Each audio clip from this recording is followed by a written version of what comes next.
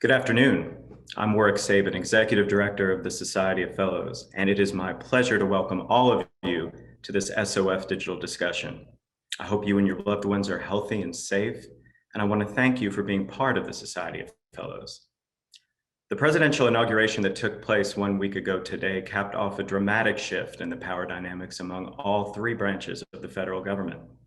Only 3 months ago, a new justice was confirmed on the Supreme Court, significantly altering the status quo there. Then the runoff elections in Georgia changed the balance of power in the Senate, giving the Democrats control of both houses of Congress. And of course, there's a new presidential administration representing another transfer of power.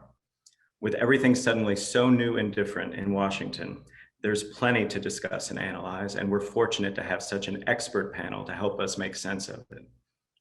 Nick Fandos covers Congress for the New York Times. He joined the Times as an intern in 2015, and before he was on the congressional beat, he reported on investigations by the Justice Department and Congress into the executive branch. Weijia Jiang is the senior White House correspondent for CBS News. She covered the White House through the previous administration, as well as the 2016 presidential campaign, and she's been an award-winning broadcast journalist for the last 15 years. Nina Totenberg is legal affairs correspondent for NPR. She has received numerous awards and recognition over the course of her distinguished career, through which she has been covering the Supreme Court for over 40 years. And today's discussion will be moderated by Ana Cabrera, who anchors the weekend primetime edition of CNN Newsroom. She covers politics extensively, including presidential campaigns and breaking news in Washington, and she's also the recipient of many awards for her journalism. And as with all of our SOF digital discussions, our panelists will be glad to answer your questions after the initial conversation, and you could submit your questions anytime by simply clicking the Q&A button at the bottom of your screen and typing them in. And if you encounter any problems at all during the event, please email the SOF hotline and our team will be glad to assist you. So our panelists now are going to be in conversation for the next 45 minutes, and then I will pose your questions to them for the rest of the event. And now it's my pleasure to turn the floor over to Ana Cabrera. Ana? All right, thank you, Warwick. Such a pleasure to be with all of you today. Thank you for taking a few minutes out of your Wednesday to be part of this discussion. And I am really honored to be alongside these distinguished journalists who are joining us today, Weijia, Nick, and Nina. Such a pleasure to bend your ear for the next hour or so. So many questions. Obviously, it's a Wednesday, and we've seen Wednesdays in January be like massive news bombs, going from obviously the insurrection that happened on January 1st to impeachment a week later, the second impeachment, a historic moment, obviously, for the country as well, and then the inauguration of Joe Biden and Kamala Harris just last Wednesday. So it's amazing that we've all had a moment to come up for air today to have this conversation. I'm just going to dive right in with a broad question and something that I'm hoping each of you can offer your thoughts on. But in this first full week now of a new administration, new leadership in Washington, what stands out most to you? What are your key takeaways at this point? Weijia, you want to start? Well, I think, the contrast between the administrations are stark, whether you're covering it or whether you're at home, just based on the way, for example, they delivered the news to the public. Today, just about an hour ago, we had a COVID-19 briefing by health experts that will be happening about 3 times a week, apparently, and they are streamed live to the public. And so they are really committed to being as transparent as possible with regard to this pandemic, which they have said, will get worse before it gets better. So in terms of the information that, they want to put out there, sort of navigating that is a stark difference. But I think what I've noticed is just the fact that so much has remained the same, because when you hear about all of the initiatives and the goals for President Biden, I mean, he inherited a real mess. And so none of that's going to change overnight. He's not going to provide a magic bullet to anything. And already, even though there are so many executive orders and so many plans of action, it's apparent that, there are so many crises that will continue to worsen and to really impact the country. And so there's a lot of work to do. And I think that, as you mentioned, as a result of, sort of the climate we're in, it's going to be even harder than it normally would, just because of what we're facing politically. Nick, what do you think in terms of Congress? Obviously, that's been a change of guard. Yeah, absolutely. I mean, from my vantage point up on Capitol Hill, I mean, the big change has been Democrats finally taking control of the Senate, something they've been trying to do, basically for 3 election cycles now without success. And here it kind of fell into their laps at the last minute. I think the new majority leader, Chuck Schumer, may be as surprised as anybody that they pulled out both of those victories in Georgia. And, as Weijia was saying, I mean, I think it's kind of a messy push and pull right now between looking back and looking forward. And it's very concrete right now in the Senate, where they're preparing for an impeachment trial of a now former president and trying to balance it with the new Biden administration's agenda and pent up Democratic legislative agenda items. Literally, we're talking about all the same players here on Capitol Hill, but they're not a new cast. But they've now got to decide: do we confirm Biden nominees this week, or do we go to trial? Do we try and start moving COVID relief legislation, or nominees more important? So anyway, we'll talk more about that legislation. There's interesting questions about it as well, but I've got to say, it's not been the most seamless transition or smooth start up on Capitol Hill. Well, what strikes me are a few things. First of all, I think that this country at the beginning of a new administration has not faced so many major crises, social, economic, division, and in this case, pandemic, since probably the Civil War.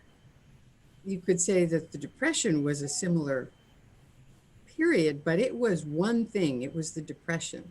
It wasn't on top of a pandemic, on top of the kind of cultural divisions and political divisions that we see today.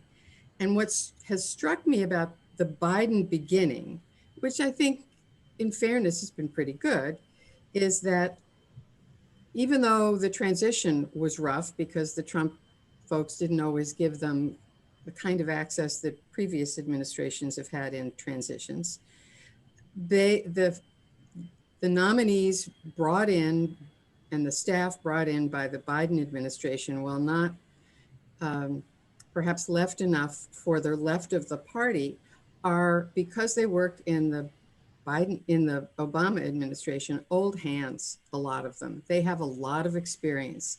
These are not newbies. And while the Trump administration came in with a fire hose of chaos, this one is coming in with a fire hose of, I think, pretty organized attempts to at least pause, and in some cases completely roll back where it's possible, the Trump initiatives.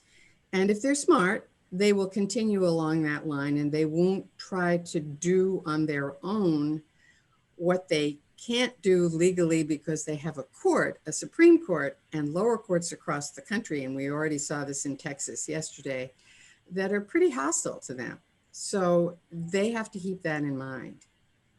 One thing that has stood out to me is we're hearing similar messaging from both sides of the aisle, where you had Joe Biden's inaugural address focused very much on unity, and you kept hearing that word come up over and over and over again. And then at the same time, we're hearing from many members of the GOP in Congress this idea of unity and coming together. One of the reasons they're saying, this impeachment trial may not be a good reason to move forward. And so I'm just curious to get your thoughts, Weijia, when it comes to this idea of unity. Do you think Democrats and Republicans are talking about the same thing? I think at the end of the day, they are, because they are talking about passing their own priorities and their own goals. And to get there, they need to find support from the other side. But when you're talking about the big, broader picture of unity, I think it's a real challenge for President Biden because he has invested so much of his platform in his first week to this idea. And, you know, I think a really important question he was asked was, what metric are you going to use for achieving unity? What does that actually look like? And, you know, it's not unique for an incoming president to stress that. Of course, they all have to, because you've just gone through an election where a substantial part of the country has voted for someone else. But I think the big difference in this case is that that part of the country believes that their candidate is actually the real winner. And that's unprecedented. And so that's a new challenge for President Biden. But, you know, his answer was sort of, you know, talking a lot about how the work and how his initiatives and policies will bridge the divides. And all they talk about, you know, that we've heard over and over is equity and, you know, trying to tackle inequity. And so that's how they plan to achieve unity in the end, is by, you know, leveling the field for people. And so when you ask whether Democrats and Republicans have the same vision, I think it's tricky, because obviously we are so steeped in politics that, you know, you can't really be naive to assume that just because we have a new leader and this new promise that it's going to happen overnight, when at the end of the day, isn't it always about power? What do you think about the executive orders, Nina, that have already, you know, been made, these actions that Joe Biden has taken? I think it's nearly 3 dozen at this point, at least 30 executive orders that he's come in and taken. What kind of tone does that set, you know, in terms of this idea of unity and working as a more unified American body, you know, not just Republicans versus Democrats, but working together? Well, you know, to some extent, it's a question of whose ox is gored, and I suppose some of them will be litigated in the courts, but most of them have, but not all of them, have undone what Donald Trump did. And in some cases, for example, the travel ban, it took Trump, I think, 3 or 4 tries before he got it right. Remember, in the first travel ban, it would have made it impossible for green card holders to travel, to come back if they were overseas, for example, visiting family. So they were they were really not well done. These, I think they've been planning for a long time, and they are well done. And where they aren't executive orders, they have paused whatever the policy was to figure out what they are going to do. And you saw that with the immigration, the deportation pause at the border that a new Trump nominee promptly enjoined on a nationwide basis. And we'll see how long that injunction lasts. I mean, because to pause a policy is not that dramatic. To pause it for 100 days while you decide what you're going to do is hardly that dramatic, especially in the area of immigration, where not the state, but the federal government clearly dominates. Nick, what are your expectations as far as bipartisanship? What types of policy issues could this administration really tackle and get bipartisan momentum going when it comes to so many crises facing the country, as Nina, you know, laid out earlier? Well, clearly the kind of first and best test here is going to be additional legislation to address the coronavirus crisis. Democrats on the Hill and the Biden administration say this is their top priority. The president laid out before he took office a $1.9 trillion plan that builds on some of the actions that Congress has taken so far in areas of economic stimulus, helping small businesses, sending more direct checks. And, you know, there is clearly an appetite across the country for this. And so it's going to be, but Democrats are very quickly going to come up against a decision. Do they want to wait around and try and get Republican votes on this plan to have a kind of bipartisan unity message, as the president is interested in, but trading off for those votes, cut down the price tag, potentially end up with a significantly smaller bill that they don't think will do the job adequately.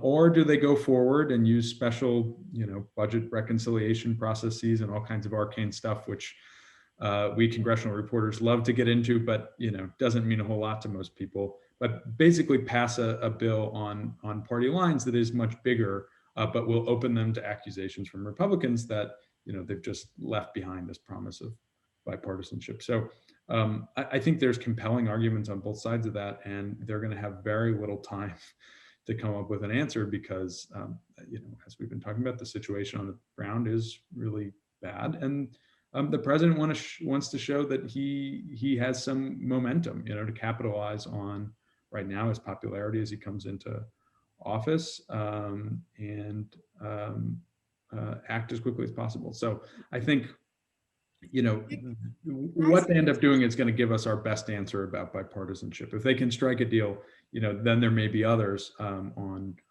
different policy areas over the next several years. If they can't, Isn't this the ideal place to start?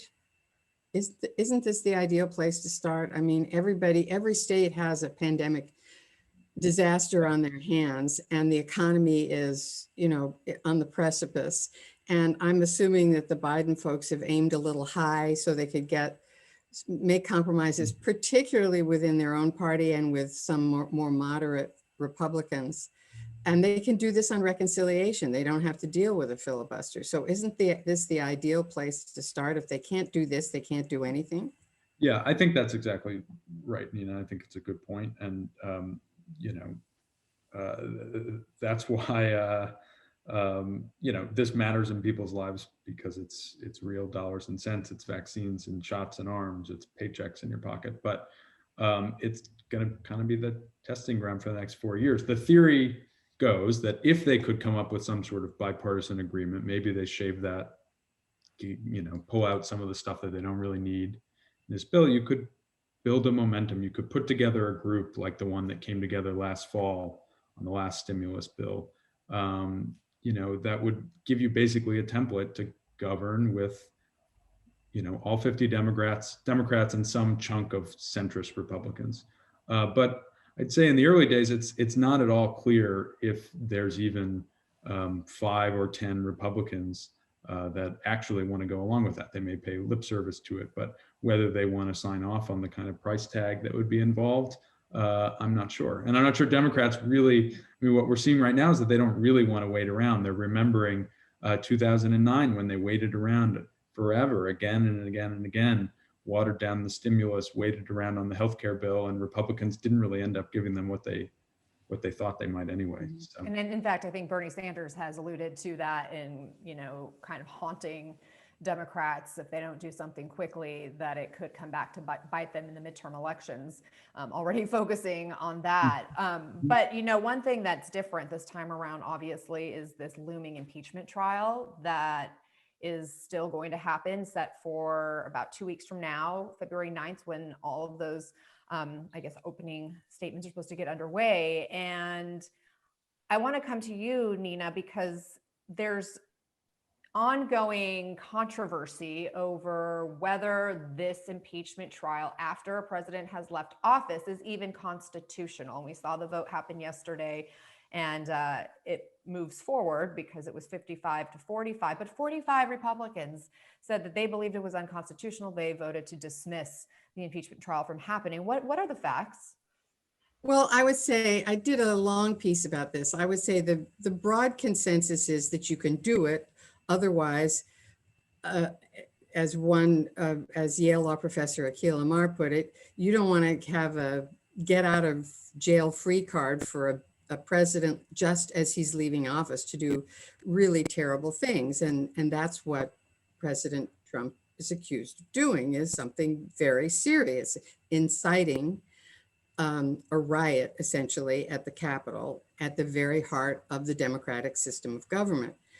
On the other hand, there are some, including, a couple of very well-respected constitutional scholars who think that the founding fathers that this was essentially a removal proceeding that was in the Constitution. But, you know, I think it's hard to imagine that there would be 17 Republican senators who would cross over to convict, not unless certainly Mitch McConnell decided to vote that way. He might not even have to throw his weight that way, but at least vote that way, and there's no indication of that. So there are, you know, some senators apparently are talking about something less, I guess, as some sort of censure resolution. I'm not sure quite how that would work. But what I do think is that they don't want a long trial. At the same time, if you don't put on some evidence and remind people what happened, and perhaps link it up in the time frame, which it is, to the very time when President Trump was recorded in an hour-long conversation trying to get the Secretary of State of Georgia to, quote, find more than 10,000 votes that would change the outcome.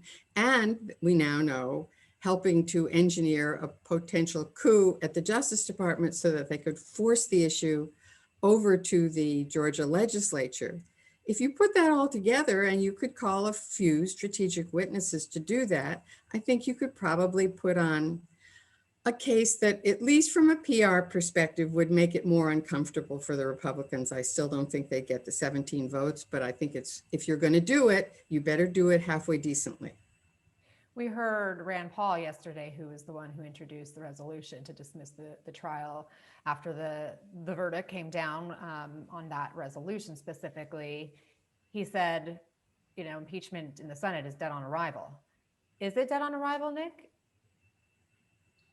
Well, yesterday's vote is certainly the best indication we have one way or another, and it would suggest yes. I mean, 45 Republican senators essentially took a vote to toss the case out before they even hear it. It's kind of hard to imagine how one could frame an argument where you get from that position to saying, in fact, I am going to convict Donald Trump and disqualify him from ever holding office again.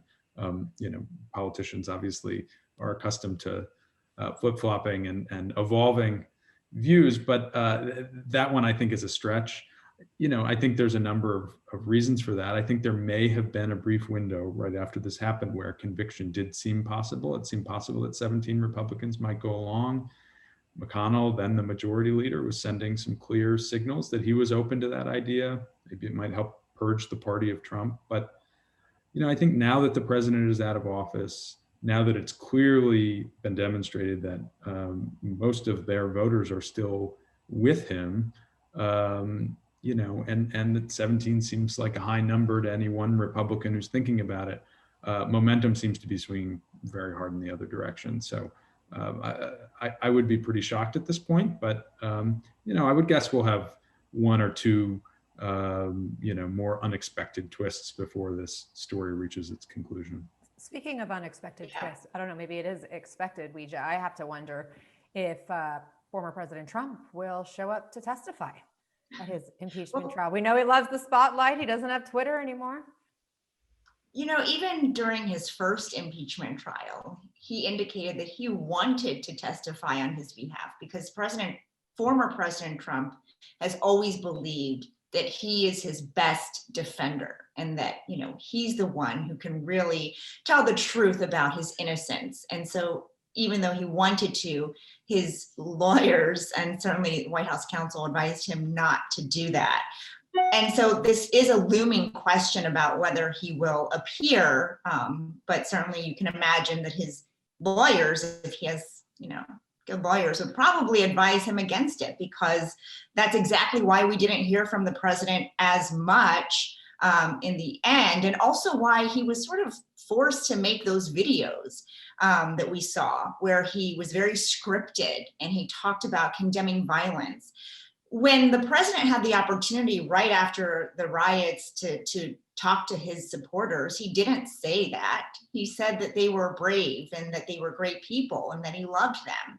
And so when the president has the chance to speak from his heart and not from what advisors are telling him to say, there's a good opportunity for him to expose himself. And so again, if he follows advice, he probably won't testify on his own behalf.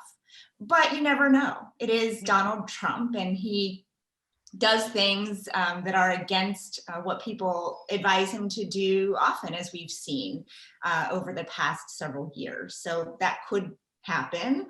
And we know that he loves attention, and he hasn't had that because he doesn't have Twitter, and he has opened up a press shop of his own that has issued just one statement so far, but he doesn't have the platform that he's used to. And I think one thing he loved most about being president is that he had a direct line to the world anytime he wanted it, and he knew he could command that attention that is missing so far. But to Nick's last point, I mean, I think, you know, members of the Republican Party are very aware of that and acknowledge what ongoing power that Trump has, even though he's no longer president. It's very apparent that he still has a hold on his very large base. Nina, what are the chances Trump faces criminal charges as a result of the insurrection that happened? I think it's unlikely, in part because an insurrection, proving that he incited a riot in a political sense is different than doing it in a legal sense. Under some Supreme Court decisions, you have to prove that the president the inciter intended to incite a riot and knew that that would happen. And in terms of proving that in court, it's a lot more difficult than proving it in a political sense. Who are you going to believe? Are you going to believe your own damn eyes? Is sort of what the Democrats have. That's their task. Are you going to believe your own damn eyes? Are you Republicans going to look foolish for just saying there was no inciting here? But that's not the same as proving it in court. And the one thing that I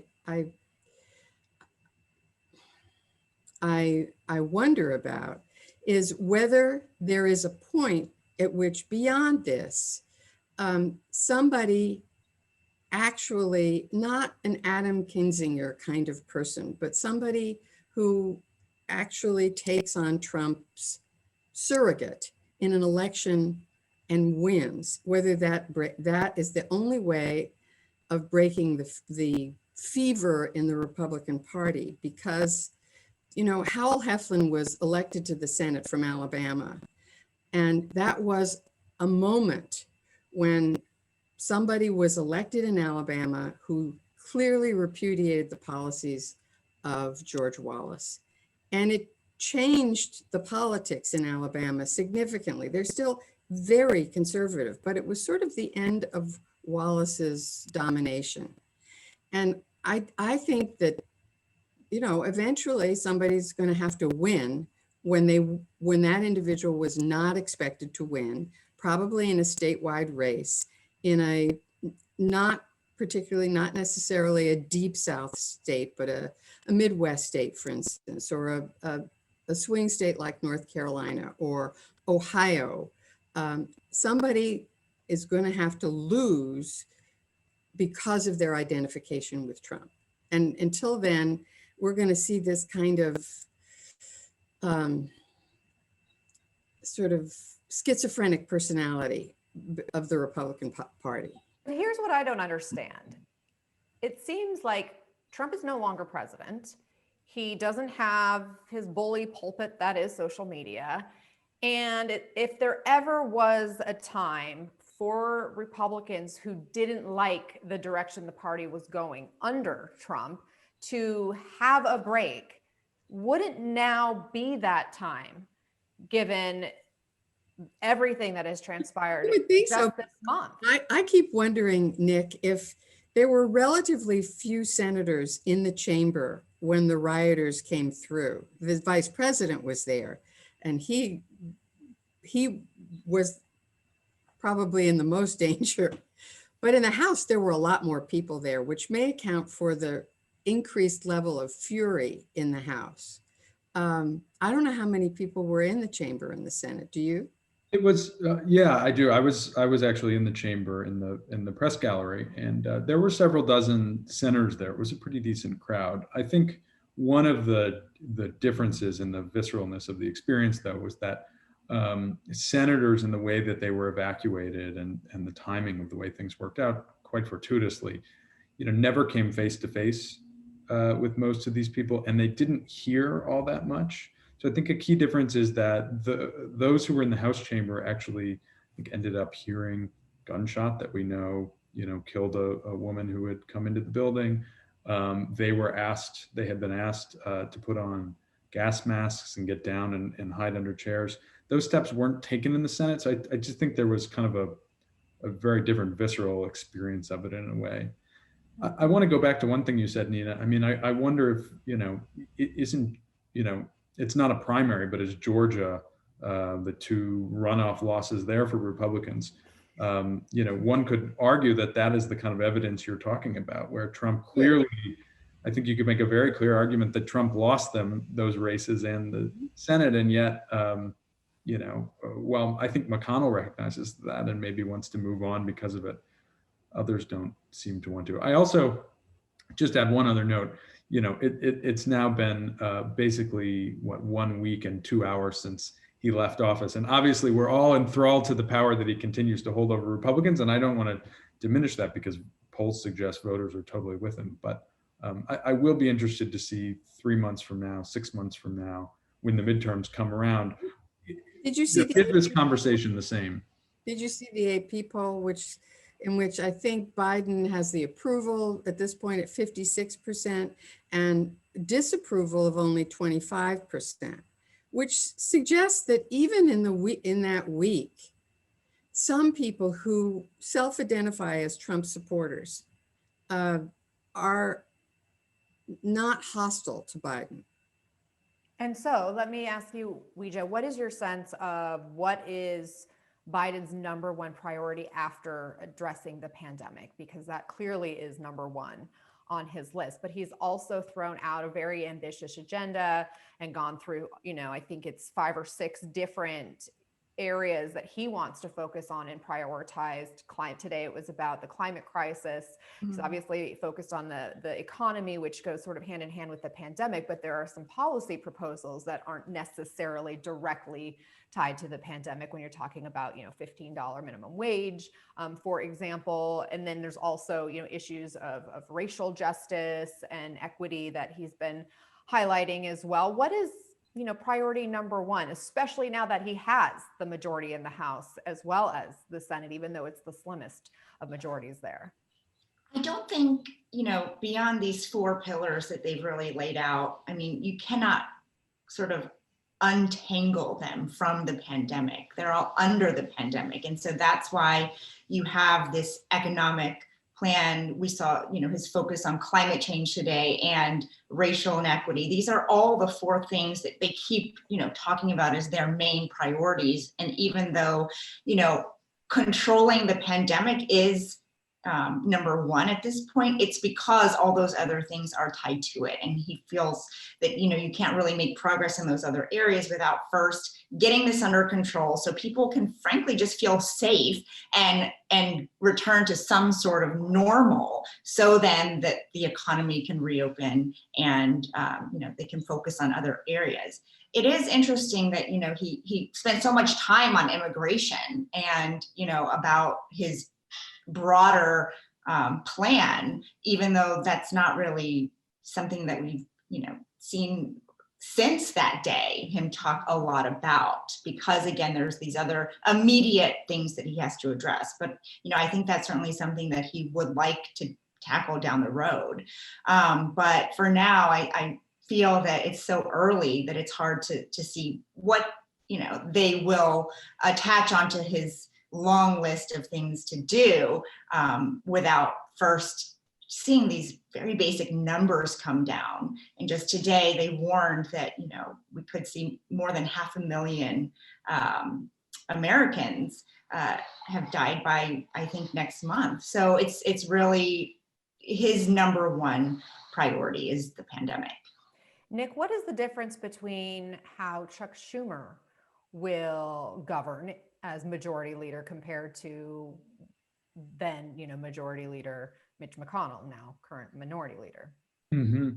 Well, obviously, as we've been talking about, these particular priorities are going to be different. But, one thing that I would just highlight that's just kind of really different about the texture of the place is Democrats are much more interested in moving legislation and moving bills and running the Senate like it did more 10 or 15, 20 years ago and beyond, where senators were on the floor debating actual legislation rather than just nominees.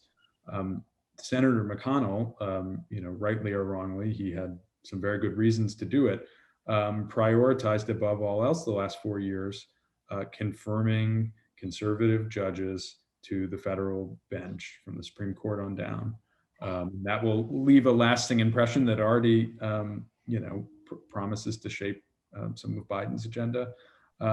Democrats are going to do their best to, put more liberal judges in there as well. But I think we're going to see a lot more bills on the floor. And, Democrats tend to be a little bit more raucous, messier bunch as they try to make laws. They have arguments with each other, and we'll see all of that play out more, I think, on the floor and in the press. And, the proof will be in the pudding and what results they can get. But I think just the kind of pace and focus of the place is going to look different in that way. Nina, do you think there's a chance the Supreme Court gets expanded? No.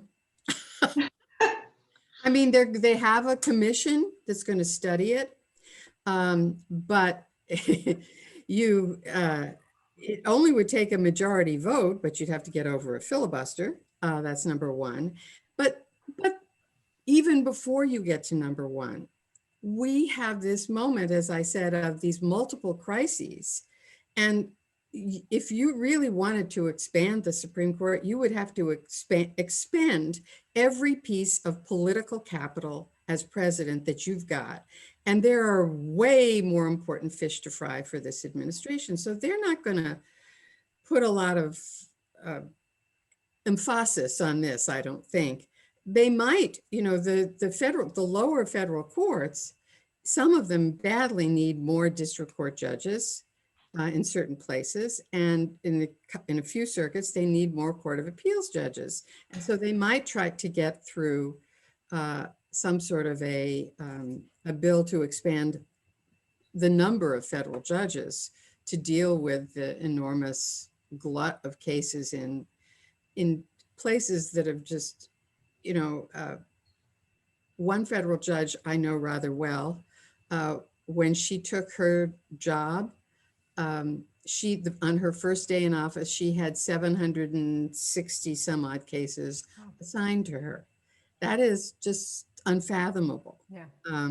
And it has obvious consequences. So they might try to do that, but even that, I'm not sure, maybe they could hook it to some reform, sort of legal reform bill, because you do need more judges to try more cases, et cetera. But it's, I don't really think this is worth their spending a huge amount of resources or time on. Nina, what are the top cases you're going to be watching that the Supreme Court will, rule on this term? Well, I would say we don't really know yet, because there are an awful lot of important cases pending, in which probably in which the Trump administration took one position, often against the traditional position taken by the Department of Justice, or involving regulations that Biden may have paused or may make changes to, and they may wash out. A lot of those may wash out. There's a very big voting rights case where I suspect that the very conservative court will make it easier for state legislatures to make it harder to vote. And that, I would say, is one.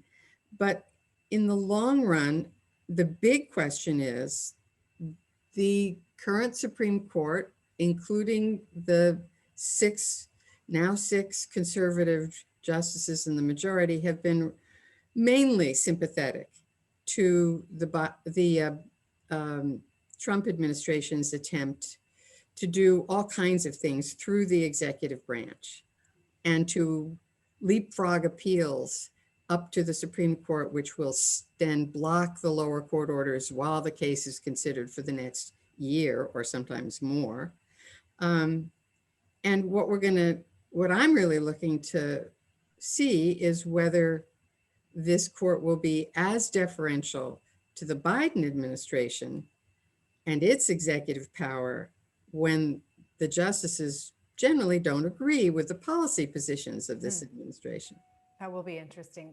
I just have time for a couple more questions before we open up to questions from the audience. And I just want to encourage anyone who's listening to feel free to send in your questions. There's the Q&A button at the bottom of your screen where you can ask your questions that we'll get to as many as we have time for in just a moment. But a couple of quick questions before we get to that moment. Obviously, we're transitioning from an administration that called the press the enemy of the people. And so I wonder, for you, Weijia, what is it like to say goodbye to that administration and to, now turn to another administration that has at this point put forward at least a message in which they are putting facts first and science first and truth and facts all matter, they say. Do you think that there's been some lasting harm done in the past 4 years? And what are you witnessing? Are they actually putting facts first in this new administration? Yes, I think that the damage that we have seen over the past few years is going to stay and harm our democracy for quite some time. Because before it was, I think people trusted a certain number of news sources until it was proven false. But for a big segment now of the population, something is false if it's from a news outlet, unless proven true by a member of the Trump administration, which is completely backwards and hard to wrap your mind around what journalism is. And so I don't think people are going to change that mindset and overnight just because there's a new administration. And with the advent of so many different options for people to consume news, we talk about this all the time, how that impacts people's inclination to go find confirmation of their beliefs rather than information, right, that is pure and or as pure as we can hope for. And so it's an ongoing conversation about what we can do to mitigate the effects of that. I think news consumers have a real responsibility of their own that is not always fulfilled. And I think we can just do the best that we can to present the information and to make clear that just because, President Biden has taken over and he has a new administration, that doesn't mean we're friends with them. We're there to ask tough questions, to hold them accountable. And I think you've seen that from the White House press corps so far. We're not there to have a party and celebrate. So I think, just restoring that will take time, but the fact that they're having daily briefings, the fact that, they seem to be making the president available, at least a little bit, is a good thing. So, obviously nothing's going to compare to how much President Trump liked to talk, but, there will be windows where we have those opportunities, and hopefully people are watching so they can help us restore this faith in what we do. Otherwise, that damage that we talked about in the beginning will be longstanding. Well, I think that's a great way to end our portion of this conversation. Weijia, Nick, and Nina, thank you. Thank you all for offering your thoughts. Let me turn it over now to Warwick to get the audience questions in there. Thanks so much, Ana. And you did a masterful job walking everyone through so many different issues that are happening all at once here in Washington. So thank you so much for a great discussion so far. We've got a lot of questions already in. Again, for our audience, if you want to submit questions, just click that Q&A button at the bottom of your screen and type them in.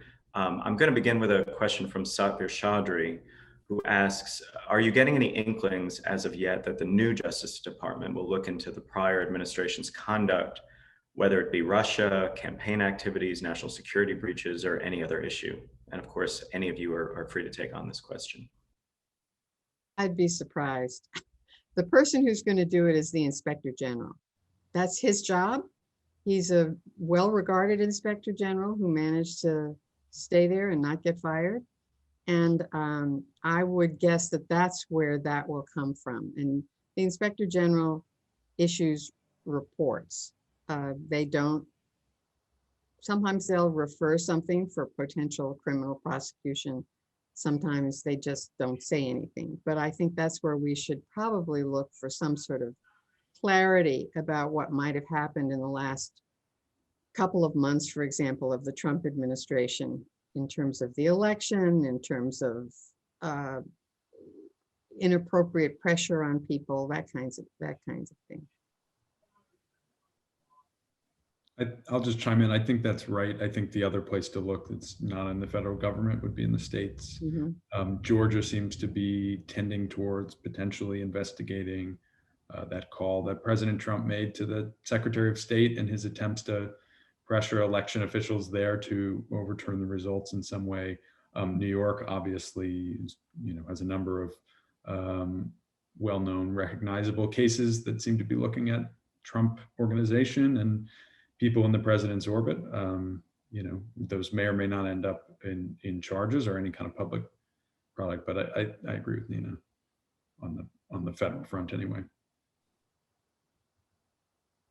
Ana?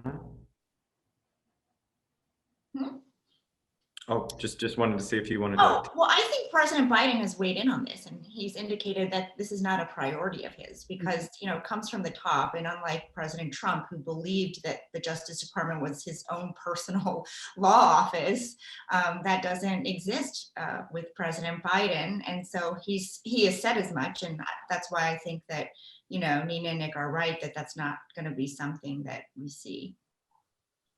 I'll take a pass on this one. I think we've covered the most important information. Excellent, thank you. Well, our next question kind of goes into Mitch McConnell's head. Our questioner asks about his strategy when it comes to impeachment, in the sense that he didn't discount voting for conviction, but now says he will not vote for it. Wouldn't it be better for him if Trump could not run again in 2024? Does anyone want to try to get inside his head? I think Nick will probably have the most. I'm happy to insight, try because I do want to, at the very least, add that today, our Manu Raju asked Mitch McConnell if he was ruling out conviction, and he refused to answer that, which is interesting given, he sort of has gone back and forth, initially coming out saying strong words against President Trump's actions, talking about feeding the mob lies and that being a direct correlation to what eventually happened in the violence that took place in the insurrection. And then, of course, he went ahead and voted with Rand Paul yesterday in this motion to dismiss the upcoming impeachment trial on constitutional grounds. But then today seems to be going back the other direction, not making a firm statement about dismissing the impeachment merit when it comes up at trial, given it is going forward. Nick, take it away. No, I mean, you covered most of the waterfront there. I think he's living up to his Sphinx-like reputation here. I think if you listen to advisors to McConnell, they will suggest to you that he's interested in this idea that they could purge Trump from the party and bar him from holding office again. I think that holds some appeal to him because McConnell looks and says, hey, we lost the House, the Senate, and the presidency under Trump. He may be very popular with our voters, but he's clearly alienating a lot of other people and creating a lot of new Democratic voters, and that's not good for us long term. But he's also got to be a realist and look at his conference, and it's pretty hard on a vote like this, I think, to be, have him be with 5 of them and against 45 of them, the Republicans. So, my guess is he's going to listen attentively to the trial, as he told CNN today, and I'd be surprised if he ended up voting to convict, but he does seem to be going out of his way not to rule it out. So we'll see. And, I just would add that when we're talking about the power that Trump has, it's two-sided. It's not just about what, Republicans want from him. It's what Trump wants to deliver as well. And now he has no more stake in the game unless he actually is going to run again for office. When you think about the midterms in 2018, having attended many, many, many rallies that were supposedly for the Republican candidate, at the end of the day, they were for President Trump because he never stopped campaigning for 2020. Now that he doesn't have a race himself, is he going to spend the time to, travel around the country to stump for Republican candidates? I don't know, because again, that self-interest isn't there anymore. And he has said many times he loved his life outside of politics. So I think we'll have to see how much he actually maintains his role in the GOP now that he's, just a private citizen and a former president. But if he doesn't go to rallies, if he doesn't have a public presence, even if it's vengeance, saith the Lord, he won't. He loves the spotlight, and that's the only way he really gets the spotlight. He can't go up and down that escalator every day. Yeah. Excellent, thank you. Our next question sort of takes us a little bit outside the realm of day-to-day political maneuvering here in Washington, but Peter Rigby asks, what are your thoughts on the threat of political violence posed by what seems to be increasingly emboldened armed militia? He adds, especially those that are so well armed with military-like weapons and equipment, it certainly seems as though the notion of a well-regulated militia is a myth. Well, in the Obama administration, and I think as in the Bush administration as well, there were real fears about this. And by the end of those two administrations, I think they thought they had it pretty well under control. Not totally, but more or less under control, and that these groups were not metastasizing anymore. But that did not happen under the Trump administration. And in fact, FBI Director Wray repeatedly warned about right-wing white nationalist groups and militias. And obviously the Justice Department and the Trump administration didn't really do anything about it. So now the question is, what is the Biden administration going to do, and how are they going to do it?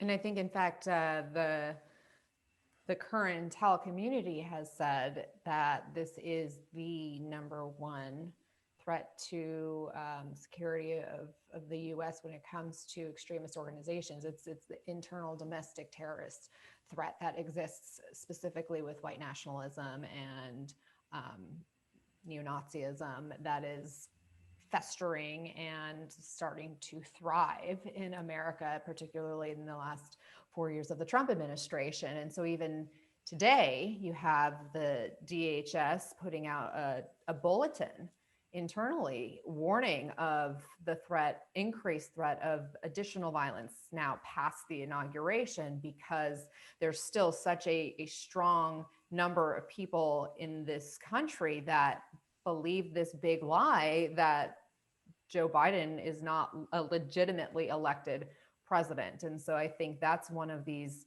overarching clouds that continues to hang over the country and should be a top priority for the incoming administration, which Joe Biden has indicated it is.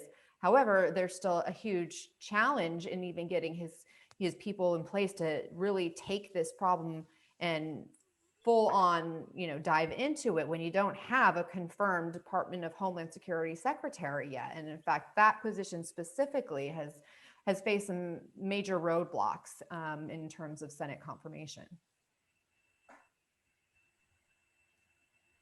Anyone else on that one? If not, last question I'm going to get to, it looks like, with the time remaining, is from Ann Lipton. She's in St. Louis, Missouri, so she has a particular interest in Josh Hawley, and she's asking if indications that centrist Republicans are distancing themselves from the senator are actually true, and what could be expected kind of down the road as far as his dynamics within the Senate, but of course also his political prospects going forward. I'm happy to jump in on this one. I'm a St. Louisan myself. I am, and have been interested in this question. I think the short answer is, I don't think a whole lot of much is going to happen to Josh Hawley in the short term in terms of any kind of accountability or an attempt to punish him for what he did. Certainly not in the Senate. There's been some effort by Democrats to go through a formal Senate ethics process or to somehow try and censure him. There doesn't seem to be any appetite among Republicans, even those like Mitt Romney, who were virulently opposed to what they did, to follow through on that kind of thing, just because of the precedent that it might set in the Senate. I think, this gets back to a question we were talking about earlier, which is, will any of these kind of figures face pushback at the ballot box, either from a more centrist styled primary challenger or in a general election? I've got to think that Hawley thought through a lot of this, and for better or worse, feels that in the state of Missouri, what he did was a smart political calculation, but he could well be proven wrong. He's not up until 2024, at which point he may or may not be running for president. He said this week he isn't, but a lot of people would put money on the fact that he's going to. So, my guess for now is he will face, he'll be ostracized in certain circles, but that's probably going to be the extent of it. Nick, let me ask you a question. There are always senators who, for example, Jeff Sessions, who God knows Democrats disagreed with on just about everything. There were lots of Democrats who were able to work with him sort of quietly on things that they both cared about, or where an individual could persuade him that this was just and would he help them. And they're actually liked, even though they're disagreed with vehemently. Mm-hmm. Ted Cruz is not that kind of an example. So what happens to Hawley within the club of the Senate? That's what I'm sort of curious about. Right. It's a good question. I would say he was at the beginning of this more Ted Cruz than Jeff Sessions. He's not somebody who has been out to make friends in the Senate, nor has he succeeded in it.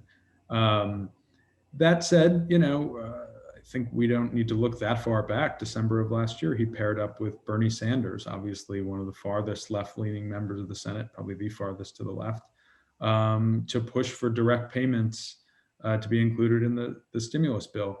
My guess would be somebody like Bernie Sanders is not going to be putting up their hand to work with Josh Hawley again, even if it's politically advantageous. So in that sense, it may hurt his ability to kind of cultivate a wonky, idiosyncratic policy platform or portfolio.